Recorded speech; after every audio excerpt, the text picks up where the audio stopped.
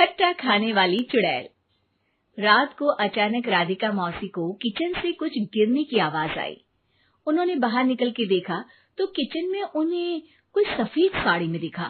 वो चीख पड़ी, हे भगवान, आलतू जलाल तू आई भला को टाल तू, आलतू जलाल तू आई भला को टाल तू।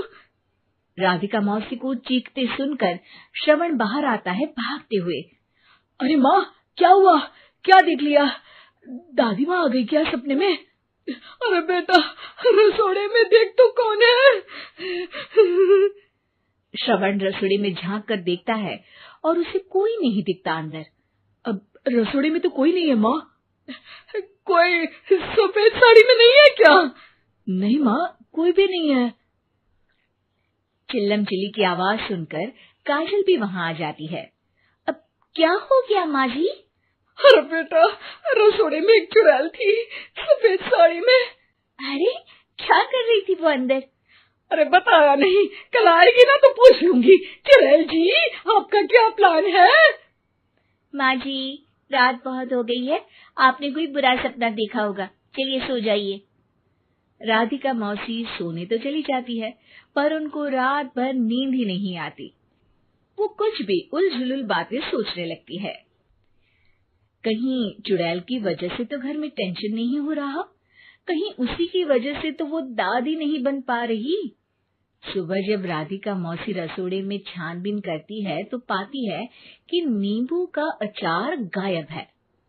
चुड़ैल नींबू का अचार ले गई, मुझे तो ठीक नहीं लग रहा कुछ। चुड़ैल को भी पता है कि जिंदगी का असली मजा तो खट्टे में ही है। राधिका मौसी झट से श्रवण को फोन कर देती है। बेटा, मुझे समस्या समझ में आ गई है, हमें एक तांत्रिक की जरूरत है। अरे क्या बोल रही हो माँ, तांत्रिक की क्या जरूरत है? आप पूजा पाठ तो कर ही रही हो ना। आलतू जलालतू मंत्र सारे फालतू जैसे कुछ मंत्र पढ़ो, चली जाएगी अपने आप चुड़ैल। अरे नहीं बेटा, कभी चुड़ैल को कम नहीं समझते। अरे तुझे पता भी नहीं चलेगा कि कभी वो छल करके काजल की जगह घर की बहू खुद बन जाएगी। क्या माँ, कुछ भी बोल रही हो? कहाँ काजल और कहाँ चुड़ैल? वैसे एक बात बताओ, काजल को अगर गाने के लिए बोल देना तो चुड़ैल काजल की आवाज सुनकर घर तो क्या, धरती लोग छोड़कर चली जाएगी। तुम ना पढ़े लिखे बच्चे हर चीज को मजाक समझते हो। तुम रहने दो, मैं खुद ही तांत्रिक को बुला लेती हूँ। अच्छा सुन, शाम को इमली लेके आना। क्या है कि चटनी खाए बहुत दिन हो गए है ना? नहीं माँ, इमली तांत्रिक से ही मंगवा लो ना, आटा वगैरह भी उसी से पिसवा लेना। देखो मुझे काम करना है। श्रवण रात को कई तरह की सब्जियों के साथ माँ के कहने पे चटनी के लिए इमली भी ले आया था, लेकिन राधिका मौसी के दिमाग में अलग ही फिल्म चल रही थी। उन्हें अब सिर्फ शक ही नहीं यकीन होने लगा था कि शायद चुड़ैल ने श्रवण पर अपना जाल बिछा दिया था, जिस वजह से श्रवण उनकी बात ही नहीं मान रहा था। पर कोई नहीं, आने वाली रात में राधिका मौसी खुद तैयार हो गई चुड़ैल को पकड़ने के लिए। रुद्राक्ष की माला, तुलसी का पत्ता, हनुमान चालीसा सब हाथ के पास ही था, बस चुड़ैल का इंतजार था। और जैसा राधिका मौसी ने सोचा था वैसा ही हुआ। वो चुड़ैल उस रात भी आई, पर वो राधिका मौसी से तेज निकली और राधिका मौसी के उससे पकड़ने के पहले ही वो भाग खड़ी हुई।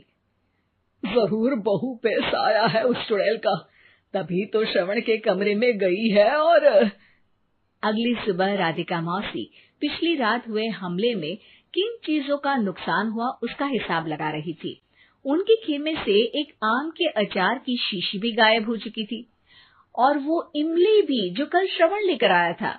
राधिका मौसी इस बारे में सोच ही रही थी कि श्रवण जल्दी से रसोड़े में आकर दवाइयों की पोटली ढूंढने लगता है। अरे बेटा, क्या हो गया? अब माँ, वो काजल की तबीयत खराब है, बहुत घबराहट हो रही है उसे।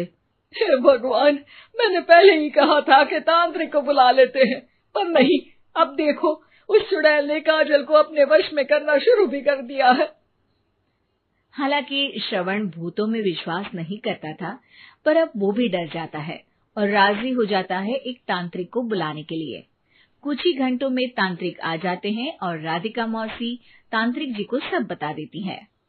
घोर संकट, घनघोर संकट, चुड़ैल को मारू जोर चाकट, ओम भट स्वाहा खटखा के आहा। अरे ये क्या मंत्र है?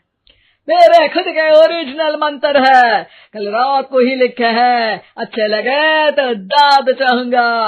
एक और मंत्र सुनो, अर्ज किया है आब्राकडाब्रा, दिल्ली बम्बई आगरा, चंदा मामा सोबरले सुरन मामू जारा। ये मंत्र है?